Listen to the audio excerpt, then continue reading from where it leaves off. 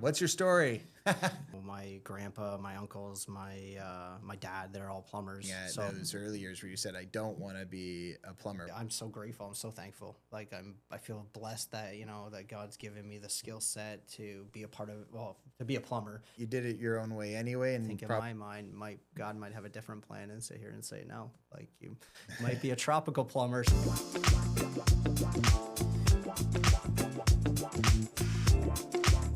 Hey, and welcome back to another episode of Real Stories. I'm your host, Jordan Silvester, and today we've got Ryan Giles, entrepreneur, and he's part owner of both RFG Plumbing and RFG Electrical. How's it going, Ryan?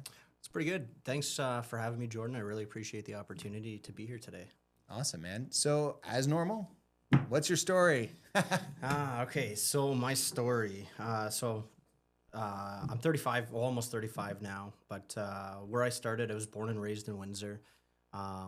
Never wanted to be a plumber, growing up, even though my grandpa, my uncles, my dad, they're all plumbers. So grew up trying to, figure out who I was. I was about 11 years old when my parents kind of separated, and then I made the decision to go live with my dad at 11, 12-ish years old.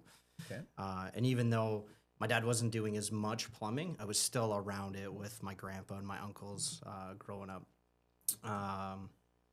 So my very first job was working in a pizza place. So I thought that was actually a pretty cool opportunity. And like throughout my life, even up to this point, I've always had multiple jobs. I never wanted like one designation of where I wanted to kind of be. Mm-hmm. I started in a pizza place. I went from a pizza place to an Arby's, which I thought that was and still one of my favorite fast food places ever, just because it's not like a heavy meal kind of thing. I got very skilled in like customer service, doing kinds of different things within there and kind of like moving around into different roles, but again, still not plumbing. Right. So like it was great. I got to meet a lot of people. I got to try a lot of different things. Wasn't until I'm going to say, I was 17 years old when my daughter was born. So my firstborn. Right. So it's kind of funny to say because she's 17 now, right? And so when I'm thinking back, it's like I was 17 when we had her, that I actually started taking like work a lot more serious and kind of had to like hunker down. So my daughter was born, and between the time she was born till I want to say August so this is now 2008. We were getting ready. I graduated from high school, and then going from high school to moving out to Calgary, literally making the decision. And then we told her parents, and told my parents like 1 month before we were leaving. We're like, in a month, we're dipping, we're moving, across Canada to go and kind of figure out where we want to be. Wow. And that was a crazy, crazy adventure. Being 17 years old, never really far away from home, right? Now you're quite a few provinces away. I mean, although it's a 4-hour flight, it's feels like a million miles away. And then it's like, we end up finding a hotel that we were staying in. We were there about a week, and I was super blessed with the opportunity that my very first job there, they were building a new hotel behind us. And again, I haven't really worked in construction, didn't even own a pair of work boots at the time. Went there, met the site superintendent. He kind of directed me to the one crew that was hiring, which was a concrete formwork crew. And again, something I've never done. They're like, go buy a set of tools, go buy a set of work boots, and you start work tomorrow kind of thing. And it was great. It was a really, really cool opportunity. I worked there for about 2 weeks until the paycheck stopped rolling in. The guy that we were working through decided he took everyone's pay and kind of left. And so now, picture this. I got a newborn baby, pretty much. She was about 8-9 months old then at that point. Literally moved, was staying in a hotel, trying to figure out, get our footing. And this place that I've been working at for 2 weeks, I got my first 2 checks. And then all of a sudden the guy just left, took all the money and left. And I remember going to the site superintendent and like, hey, like I just moved here, kind of gave him my story and like took money out of his pocket because he's like, hey, no lunch. And then he set me up with a guy that we were renting equipment from. They needed somebody. And so then I ended up working there, which is like I guess like a construction tool rental kind of thing for like post shoring and stuff for form work. So that was a really, really cool opportunity, and it was super thankful. And then along my kind of travels is like, I was working there almost at this point about a year, and the company was getting slow, construction was slowing down, and this lady that I met. So living in Calgary, I should first say this: you don't really need a vehicle, which is kind of cool. There was the bus system there is immaculate. The train service is immaculate. Like you can literally get across town, from what I remember, in like 10 minutes. Like if the bus would take you to the terminal, and then you could shoot on to the train, and it would bring you wherever you needed to. So very fortunate in that sense. So like this, you get this 10-minute train ride, and then I would have to take this one bus up to where my old job was, this construction company. And so there are talkable layoffs and stuff like that. And even though I didn't know where my position was in this group of like 20, 30 people here, I was kind of safe every time I kind of made it through layoffs, but then it was just like, I was still always worried. Right.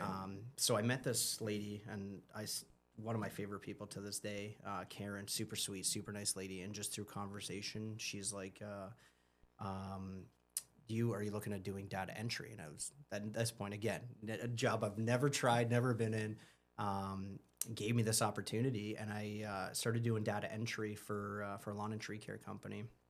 And then it grew from there, where like in the summer they're super busy, all the lawns, all the tree care, but then as winter rolls around, there's not very much except snow removal.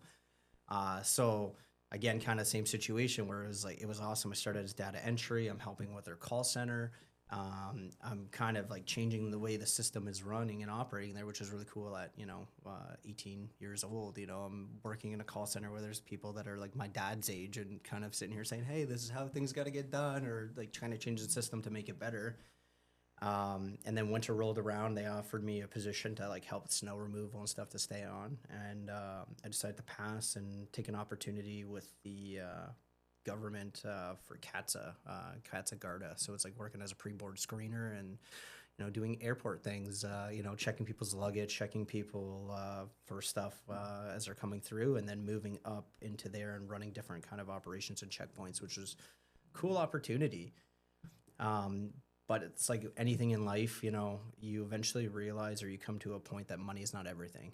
My grandparents, I bought a video camera so I could start filming my daughter doing things like, walking, talking, and these things, because my grandparents, they weren't tech savvy, but I could send them a DVD and they could watch this, right? Yep. And my grandma at the time, she was an amazing baker, and so she would send like cookies, brownies, all kinds of things in the mail, which was like the coolest thing. And so, sending her videos, and Melanie at this point, was about 3 years old, right? And I said to her mom, I was like, you know what, we got to move back, because sure, it's great money, great opportunities out here, but it's hard for many to come see one than it is for one to go see many. Right. And it's like, my grandparents are getting older, and I don't want my child to not have the opportunity to get to kind of know them.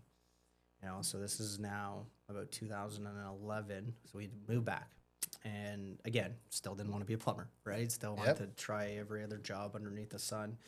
And come here, and at one point, I had like 5 different jobs. So I was working at a parts manufacturer for Chryslers. I was helping an electrician be a laborer. I was working for my uncle as a laborer at the time, and the IATSE union, a bunch of different things. Mm-hmm. It's like as jobs are coming in, and even actually the Windsor Star too, jogging the ads into the newspaper, the ones that everyone's like, oh, that's crap. Right. So yeah, at that time was again trying to like find where I was at, and then my son was born, and I was working at the parts place still, and it was a good job, but it wasn't, you know what I mean? Not my full potential. And I had a little bit of a falling out once I joined the union as a union representative, because I never thought I would actually kind of be a role for that position, but I joined by acclamation. Nobody wanted to put their name in, and so I was like, just for fun, let's see what happens. And so I put my name in, and I got acclimated into the position. And because I was a huge advocate, and as you'll learn through our friendship, I'm very vocal and opinionated on things. And I was the guy that people would come to. They were facing with problems, and like management within the company would always like sweep stuff underneath the rug, and so I became very vocal. And I had a supervisor that didn't like me, didn't like how vocal I was, and antagonized me and wanted to fight me Oh, actually at work. And so we had an altercation, which is again, it's an unfortunate. It was very many years ago, but the company didn't like me because it was the union. The union I was having issues because they were one union, and my family all works for Chrysler, so they're part of Unifor and a bigger union, and it's like where there's actual good representation, and we right. didn't have that. And so I'm in the middle, whereas I'm fighting the company on issues. I'm fighting the union because we don't have the support, and then I have a supervisor that's coming and physically assaulting me at work, and it kind of led into a you need to leave this role kind of thing, and um, it actually all worked out, came out in the wash, the truth came out, and you know what I mean? That supervisor, what he lied and thought he was going to get away with, what came to back later on, and it's, you know, he's dealing with that. But um, Unifor, that my dad had a lot of friends in, so they helped me get into a different role. So another parts manufacturer. And at the time, like, so when I was working there, it was great, but again, I didn't feel like I was at my full potential.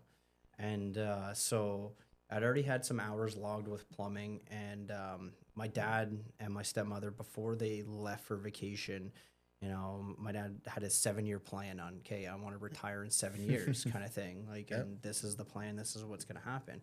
And he's like, I know that if we ever start a business, you know, once you cross that 7-year mark, you know you're good.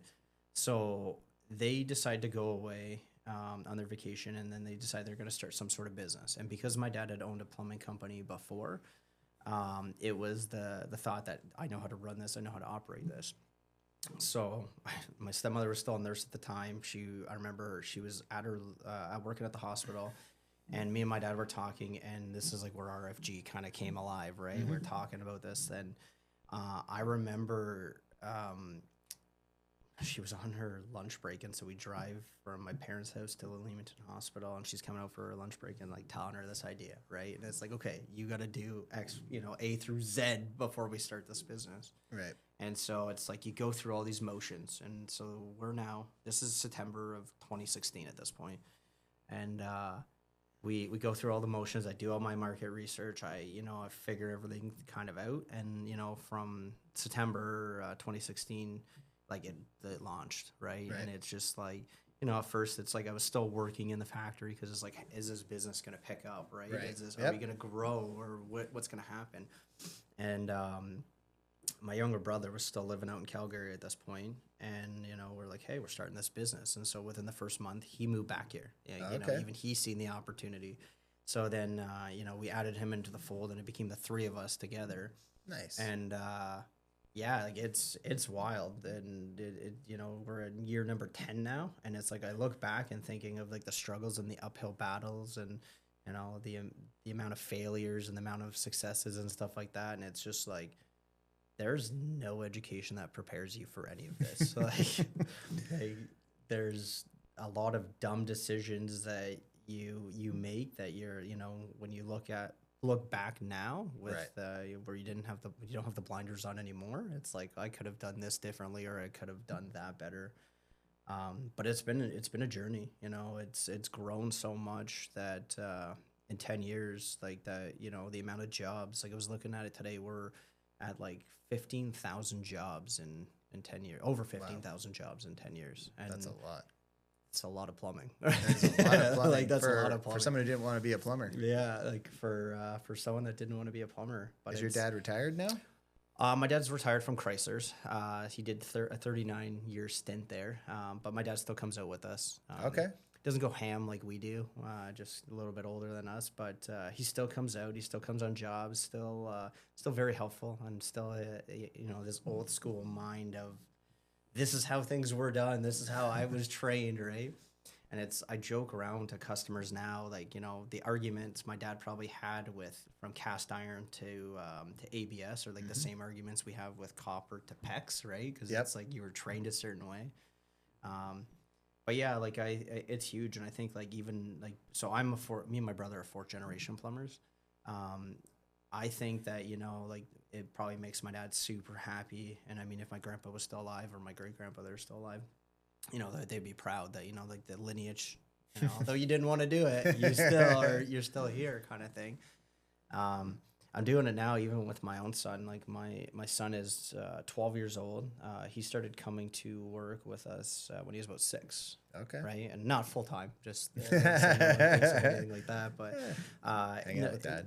Pretty much is to get the experience of meeting people, being comfortable around people, kind of seeing how jobs are done.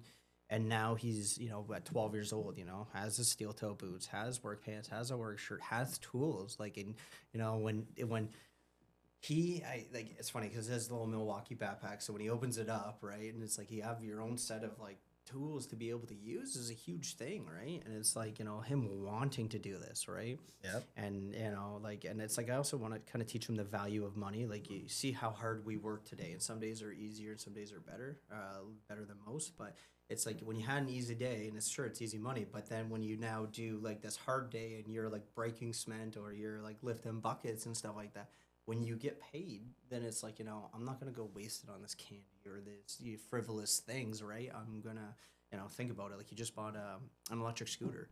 And right. So part of it was you got to pay for half of it. Yep. Right. And for him to sit there and say, hey, like, I busted my butt, I got to this point, like, it's huge. That's awesome. Which, I had many jobs and growing up, and I was always a good saver, right? So it's like, as you're doing that, it's like now seeing that you can teach somebody who actually wants to learn it, right? So when you rewind back to being a kid and you're looking at those early years where you said, I don't want to be a plumber, why not? I don't know. We grew up doing it. So I think it was more so like, because we grew up and we would help my dad with loading the truck and going out to jobs when we were kids. Then it's when my parents split up and my dad sold the business to my uncle. The only time that how we'd always go and see my cousins is my dad would literally take us to like my uncle's job site, and then we'd go there, help for a couple hours, and maybe at $20 and some Subway or whatever. Yep. And then you'd finally get to see your cousins, right? And so it was always kind of entangled into that, even though it's like, like I have the mentality now that if your dad's a shoemaker, well, you should be a shoemaker, right? Like, and that's because they can teach you the skills and the tips and the tricks and the things that you can't get in a book, right? Right. And but at the time, like I wanted to try different things. I kind of wanted to forge my own path, right? It's just like, I didn't want somebody sitting here and saying, well, you got to do this, right? Right. And hindsight's now, I wish I would have done it a lot sooner. I would have had my license a lot longer, would have, been in a better position potentially, right, than I am now. But it's, as you learn and, actually, and going to church now and as you find through your faith that God has a plan for you despite what you want to do and what you have set, right? Like your 5-year, 10-year, 20-year goals don't matter to God because he has a different plan for you sometimes. And that's what I'm learning now. And it's like, when I look back, I wish I would have taken more, more opportunities to go into it. But, I think God wanted me to meet many people, to try different things, to, experience life, and I guess in a sense, because that's kind of made me who I am now, right? And, right. It's like the life experiences, and I don't know, like, and now I'm so grateful. I'm so thankful. Like, I feel blessed that, that God's given me the skill set to be a part of, to be a plumber. Blessed me with being in a family full of plumbers, right? And, getting to, have the opportunity to work with my grandpa, work with my uncle, my cousin, my dad, my brother, right? That's a huge thing that, it's a blessing that a lot of people don't realize and don't get the opportunity to. Right. So when you're looking back now, so you started out in the pizza place and then you kind of went to the different jobs and you had a bunch, as you mentioned, and you met a lot of people along that road. You brought up one lady when you were in Calgary, Karen, who seemed to have some level of impact because of all the places you were, she's the one name that pops out. What you kind of brought her up. What brings that name to mind every time? What was it about her that kind of drew you out? She was just this sweet lady. Like, she's an older lady. She was kind of like the operations manager for the call center and for the lawn and tree care company.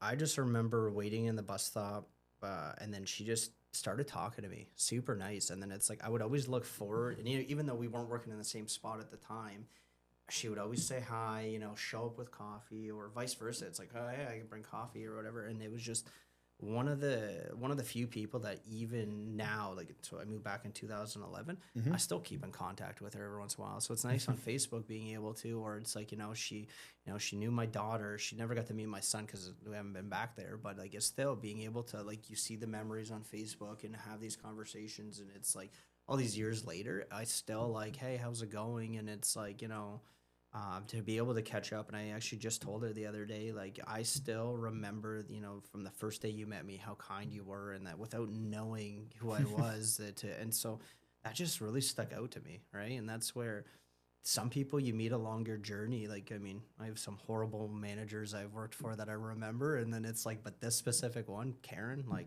she's just an all around nice person, and I'm so thankful in my life for meeting her. And it's like, it was just this 17, 18-year-old punk kid that, you know what I mean? Right.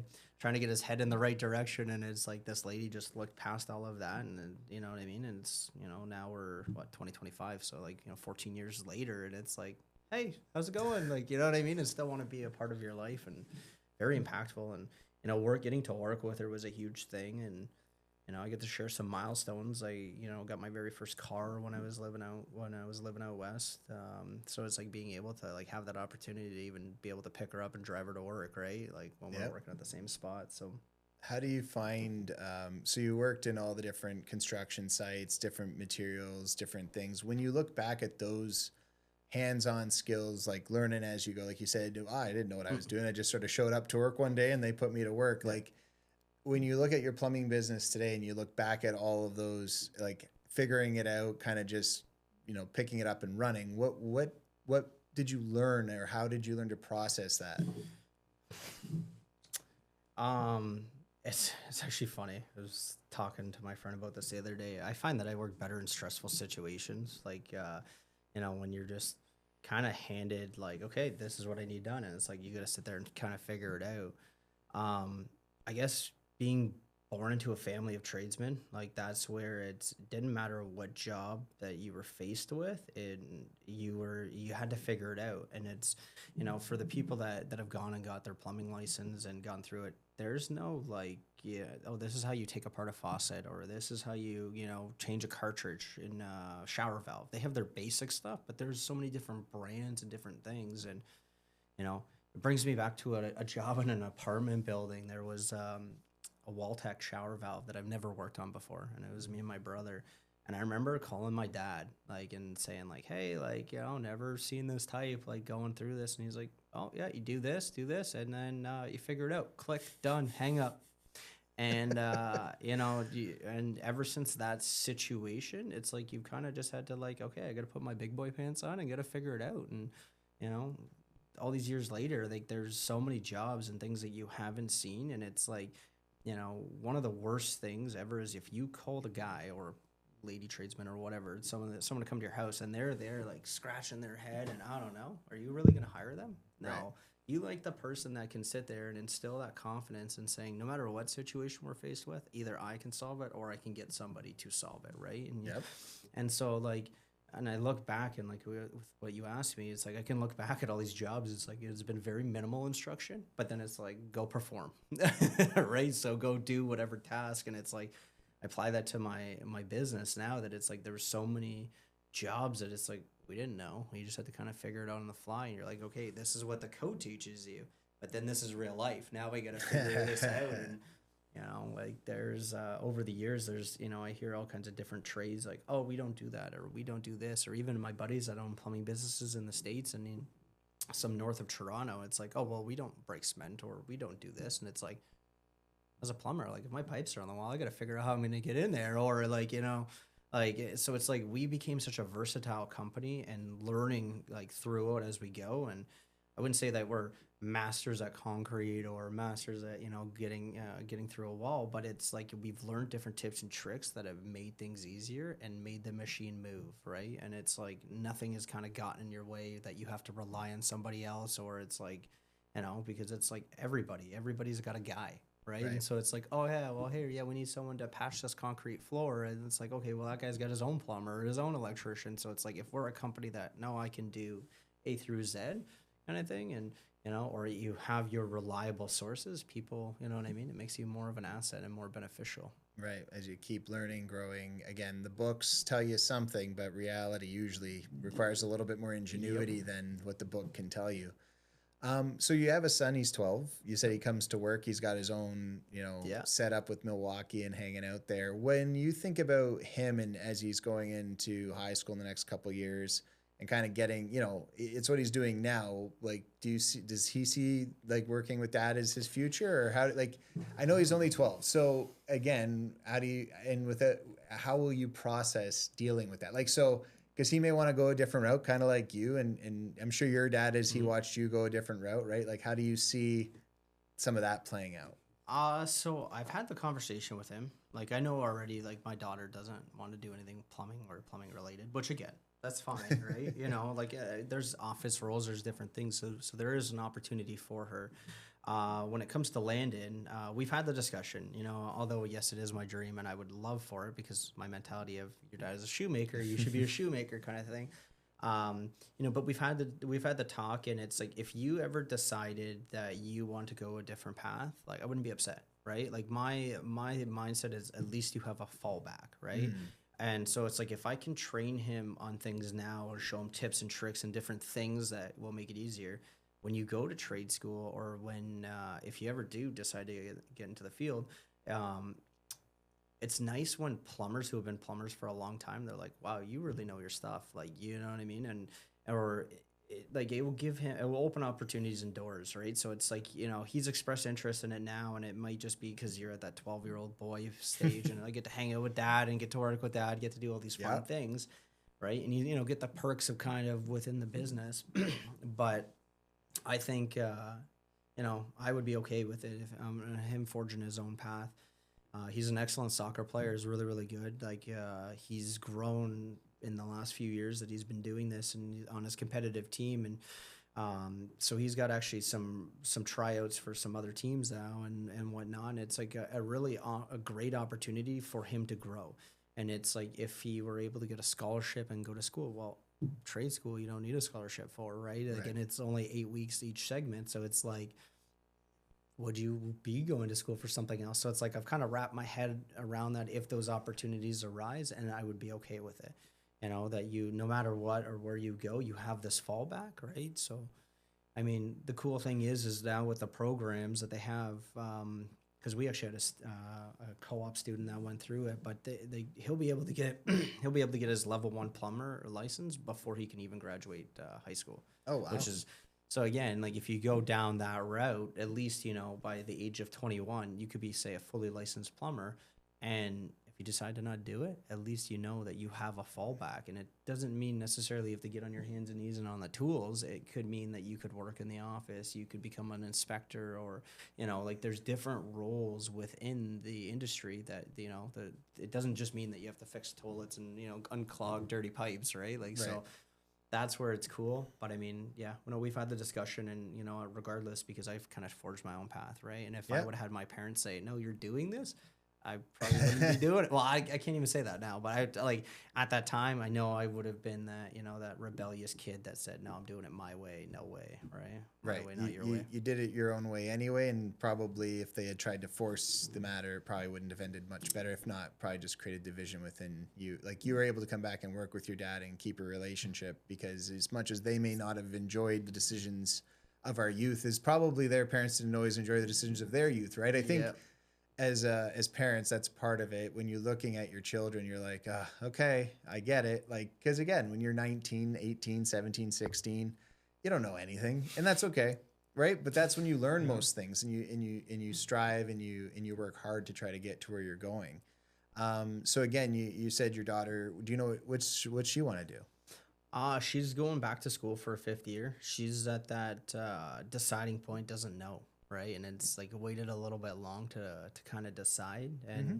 And I mean, nothing's wrong with that, right? I mean, it's great that the school that she has the opportunity to go back for a couple different classes and kind of figure out the path that she wants to go on. And Mm-hmm. you know, I mean, I look now, I'm a planner. I like knowing kind of like because my work's like this where everything's structured and scheduled, right? Mm-hmm. So it's just, and especially when it's like you're coming, like she's in grade 12 now, right? And it's like, you know again, it's hard for me to say this because at that time I didn't know what I wanted to do, and I ended up moving out west. But it still had a plan, and then like this is how you forge a path. Whereas I think like in today's world and with the generation like that's kind of out there, it's like they don't know what they want to do, right? And it's like, whereas when I was growing up, it's like you kind of had to forge your own path. There was nobody there to like, here's a spoon to feed you. It was like, no, I got to go work to get my own spoon, right? And then figuring out these things, right? And it's like, I don't know. Today's generation is a little bit softer, so they get a little bit of deciding factors onto what they want to do, or it's like, oh, you know what, the job's not for me. I'm gonna go find something else. Whereas just like, I think back to like I had a lot of different jobs, but it was I got these jobs because it's like, what can I learn from this? What can I do? And it was always, even if some of them were there at the time minimum wage, it was like, I got a skill set from here and I got a skill set from here, right? So, but yeah, I have no idea what she wants to be yet. Okay. So. No, and that's cool. The cool part about life is again, at 16, 17, 18, if you don't got it all together, just so we're clear, pretty few people actually do. And even if you think you do, odds are life doesn't look the same 10 years down the road.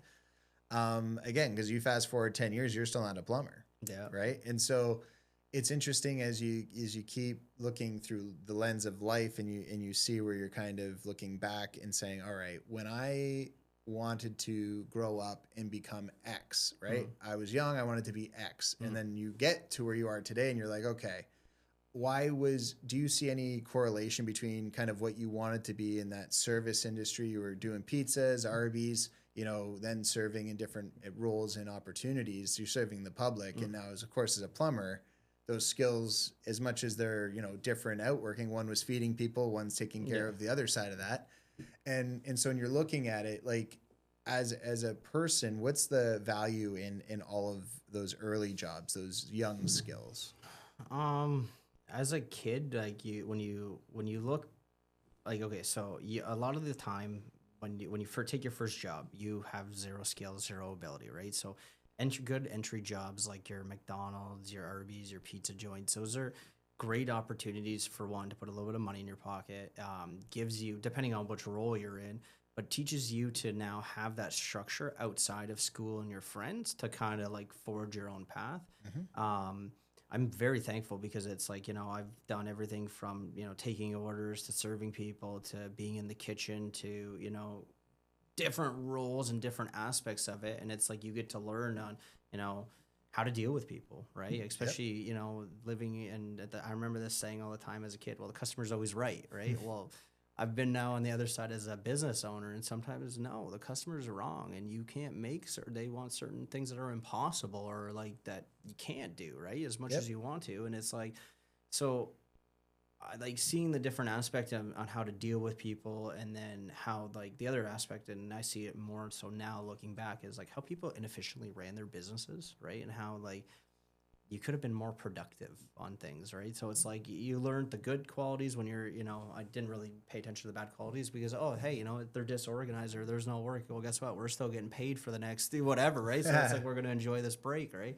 Whereas now, being on the business owner side, it's like, what can we do? So it's like we don't have so much waste, or we don't have, non-productiveness, or, even on like the days of like, let's say a slower day, it's like, I look at it as my dad will always, we got to keep the guys working, got to do this. And it's like, we've been go for so many days or so many months that now it's, let's take a step back. Let's clean up the shop. Let's reorganize. Let's go through the things that need to get done or machines that need to be fixed.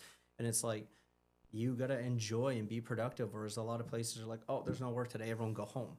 Well, then, who's doing the maintenance, or like, how is it that if I'm always the guy fixing the equipment, well, how is anybody else going to learn this? That if something happens to me, or I'm no longer there, or whatever the case might be, that there's always that fallback, right? So it's like, and it's great. Like there's so many things that I've learned through this business on how to take things apart, or, work on equipment and stuff like that, that it's like, man, this is super easy, right? And it's like now being able to teach my son, or even teach the apprentices, like, hey, like this is how you take this motor apart, or this is how you take this pump apart, right? And it's like, it's pretty sweet. That's awesome. So you lived in Calgary for how long? 3.5 years. Okay. And so is there, you mentioned the transit system being pretty phenomenal. Is there anything else about Calgary versus Windsor that you Oh, kind of miss? let's see. I every morning. So there's one place that we end up moving. Every morning, I would love opening up my balcony screen door or my patio doors. So go onto my balcony and like off out in the abyss there was the gorgeous mountains. The way the sun would like ricochet. I would love that. On weekends, it'd be like, hey, we're going to Banff. We're going, going to Canmore or going to Jasper, the Columbian Ice Fields, like having that opportunity where it was like you get to see this. And like it's crazy because living in Calgary, so you could see the mountains, and then it's like I remember driving to Banff so many times, like the mountains would disappear, like these ginormous mountains just would disappear and then pop out of nowhere as you're getting closer. Like that was probably one of my favorite things is being able to do that. Working at the airport, um, getting to sit on like the jetways, like and the jetways are where people get onto the airplanes. So a lot of the time they're just open, right? So it's like the way that they're set up, and it was super nice that you'd get these afternoon shifts, and we could sit in the jetway watching planes take off at the sunset, and it was those are good memories, those are good times, and I would love to definitely go back. You know what I Yeah. mean? Bring my kids now. Like my daughter's been to like Banff, Jasper, all those things, but she was 3 years old, right? So Right. do you really remember that? Whereas my son's never got to experience it. It's only got to see pictures and memories and stuff that we have. But Yeah. yeah, it was. I miss it, like in that sense. But I mean, to live there ever again? No, I don't want to live in a city with over 1 million people.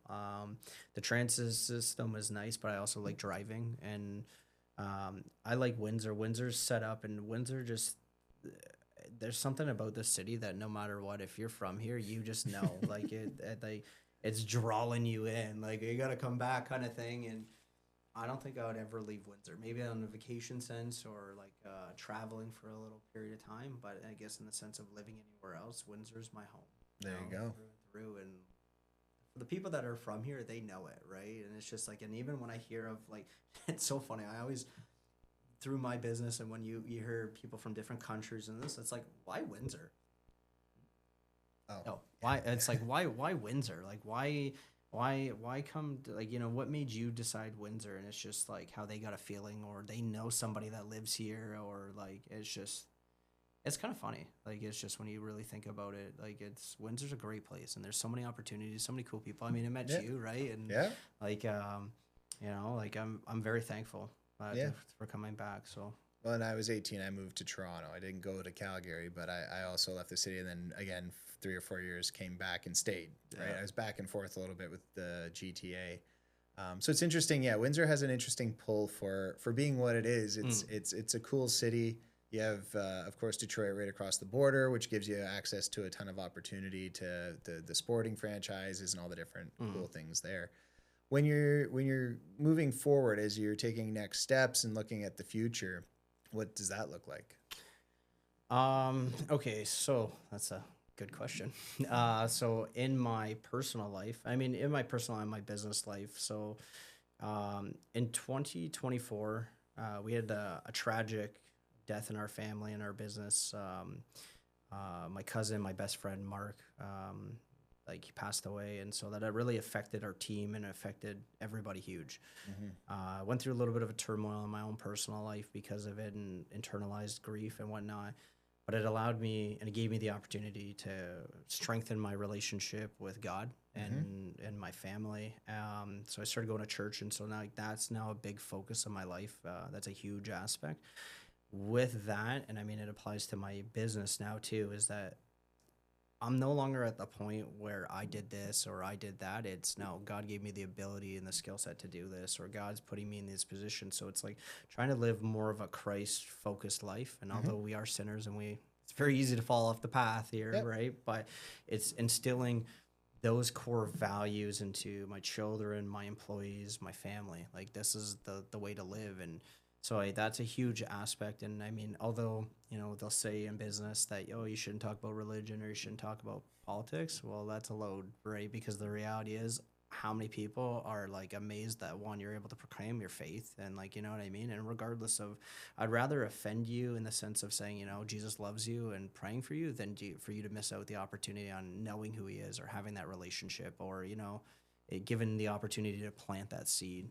So that's kind of like the main focus now within the business and within my family life. And yeah, just kind of keep doing what we're doing at work, right? Like we're growing, you know, we're obtaining different licenses. So it's like, you know, like I have my plumbing license, I have my backflow certificate, I have my gas license now. Mm-hmm. My brother's doing his electrical thing as well as being a plumber. So it's like we're trying to become more versed and not just have like where you're relying on a guy to do it, right? It's no, we can do this.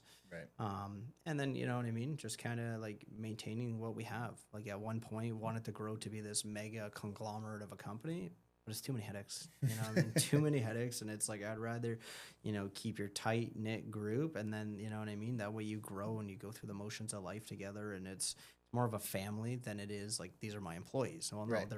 I know every one of them personally, you know, we do stuff together, you know, we have that relationship that it's not just, oh, we're doing this job. It's no, we have this relationship outside of work. We're friends, you know, we do activities. And so it's instilling that, and where it's like, you know, if my son decides to, you know, follow through and be a plumber, that if say these guys are still there, or as we bring in new people, that it's like you see like what we've created together kind of thing. And it's like, it's not just a job, it's as a career, this is a lifestyle, right? And Awesome, I think that's the path, right? I think Yeah. I think that's the right path, but I mean, you know, it's you got to pray and ask for discernment, because again, you know what, I think in my mind, God might have a different plan and sit here and say no, like you might be a tropical plumber somewhere, or There you like go. you know what I mean, or who knows, right? But it's just I know that with my faith and putting Him first, He's going to guide me in the right direction. And even though it may not be a part of my 5-year, 10-year plan, you know what, He's got the better plan, and you know what I mean. And we can maybe not so much in the circumstance because you question things, right? But I think it's more so once you get past it or through a season that you're like, okay, I see why.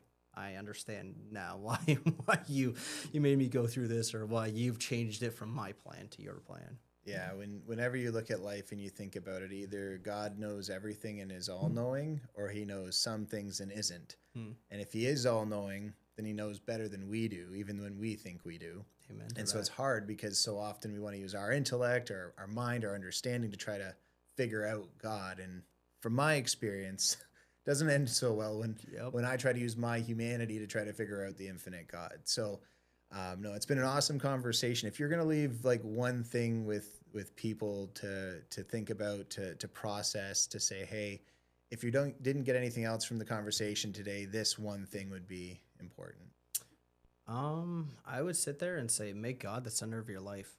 Stop, like if it's easy to say, I want to do this in my life and I want to do that. I look back now and I wish I would have made God more of a priority in my life, because even though I'm in an interesting season in my own personal life, I have this peace and I have this joy, and it's like I have a better relationship with my son, with my parents, with my employees, with everybody. And that's a piece that you can't put a price tag on. Like, you know, like it's come to church and you'll see, right? Like, like that's pretty much it. And that's probably the best piece of advice, because it's easy in our human minds to pick and choose and say, I can do this, I can do that. Well, you know what? You give it to God, and God will sit here and lay out the plan for you, and you just got to believe in it, right? So that's awesome, man. And if people are looking to find you, where would they find you? You can find us at rfgplumbing.com or rfgelectrical.com, or check us out on Facebook. If you need a plumber, one call solves it all. One call solves it all. Again, I'd like to thank you guys for watching. It's been another Real Stories with Ryan. Thanks so much for being here, Ryan. Thanks, Jordan.